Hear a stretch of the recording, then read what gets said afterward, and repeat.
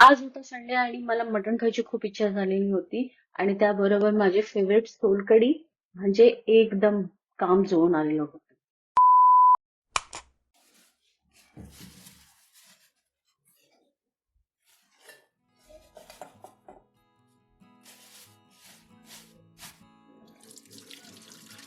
सकाळी सकाळी मार्केटला जाऊन फ्रेश मटण घेऊन आले, व्यवस्थित साफ करून घेतलं, धुवून घेतलं आणि 10 मिनिटांसाठी निथळायला ठेवलं.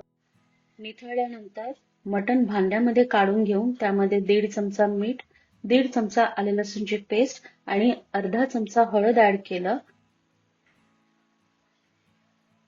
मीठ आणि पेस्ट सर्व पीसेसना कोट करून एका साईडला मॅरिनेशन होण्यासाठी ठेवून दिलं. त्याचबरोबर एका बाजूला ओले सुकवलेले काजू गरम पाण्यात भिजत घातले होते, त्याचं पाणी काढून घेऊन सोलायला घेतले. काजूचा डिंक हाताला लागू नये म्हणून तेल लावून घेतलं.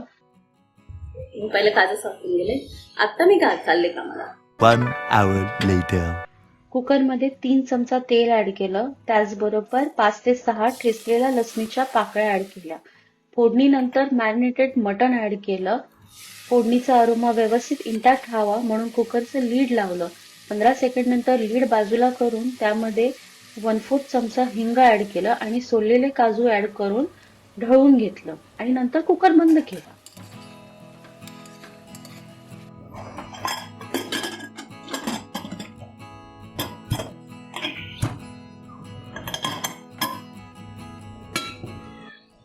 कुकरच्या 5 ते 6 शिट्या करून घ्यायच्या आहेत, त्यामुळे मी एका साईडला आता सोलकढी करायला घेतली.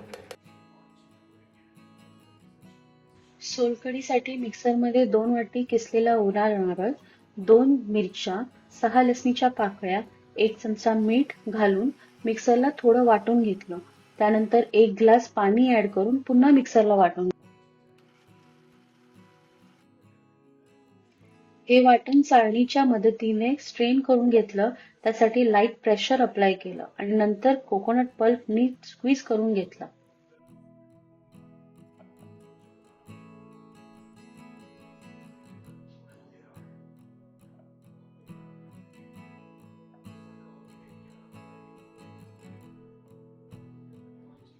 आमच्याकडे सोलकढी ही सर्रास मिळतेच. नॉनव्हेज असो किंवा व्हेज असो, हे एक ॲपेटायझर म्हणून काम करतं. पण मला जास्त सोलकढी ही राईस बरोबर खायला आवडते.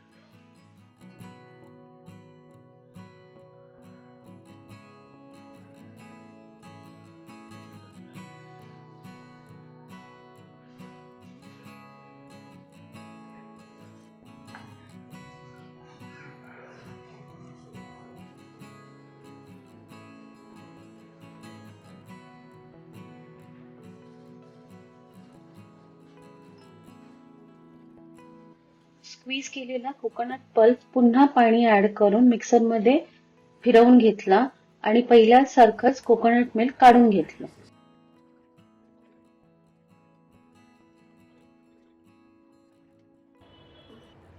आता मिळालेल्या कोकोनट मिल्क मध्ये 1 चमचा आगळ ऍड केलं आणि ते ढवळून घेतलं. मग चव बघितली, थोडं मीठ ऍड केलं आणि आंबट कमी लागलं म्हणून अजून 1/2 चमचा आगळ ऍड केलं. चवीनुसार मीठ टाकून घेतलं आणि त्यानंतर कोथिंबीर ऍड केली. आता सगळं बरोबर जमून आलं. आपली सोलकढी तयार आहे. सगळी कामं आवरेपर्यंत आणि सोलकढी करेपर्यंत आपला मिटणाचा कुकर थंड झालेला आहे. सो एका कढईमध्ये 3 चमचे तेल ऍड करून एक मोठा कांदा चॉप करून घेतला व तो तेलामध्ये फोडणी दिली.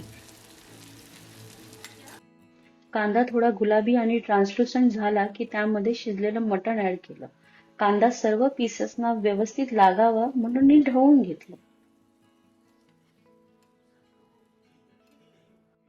आता या मटणामध्ये 3 चमचे मसाला, 1/2 चमचा गरम मसाला आणि 1/4 चमचा हळद ऍड केली.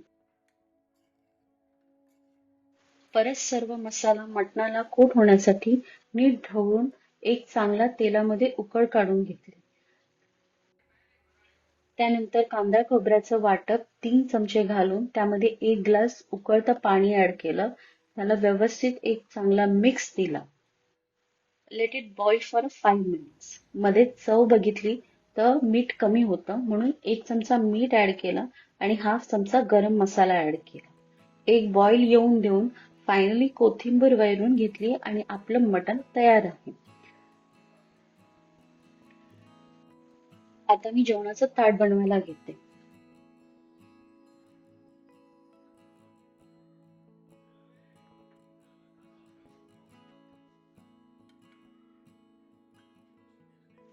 हे आहे आजचं माझं जेवण. मला खूप भूक लागली आहे. Bye for now.